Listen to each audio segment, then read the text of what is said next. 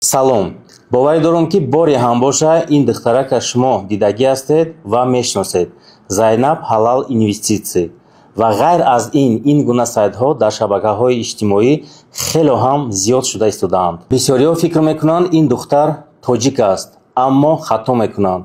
Ин наворҳо ҳамаш дипфейк аст. яъне ин наворҳо ба ёрдами барномаҳои компютерӣ сохта мешаванд.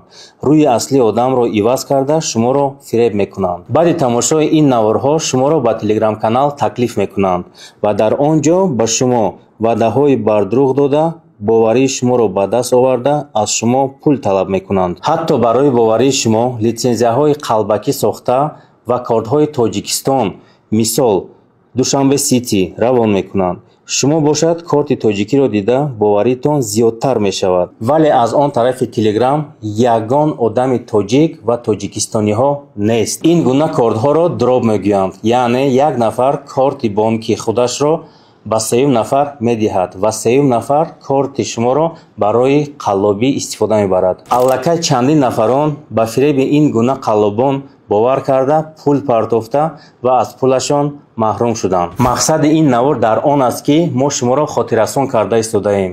агар ин гуна наворҳоро дар шабакаҳои иҷтимоӣ дидед, ба онҳо бовар накунед, пул равон накунед. пеш аз пул равон кардан каме ҳам бошад, фикр кунед ба кӣ пул равон карда истодаед. саломат бошед.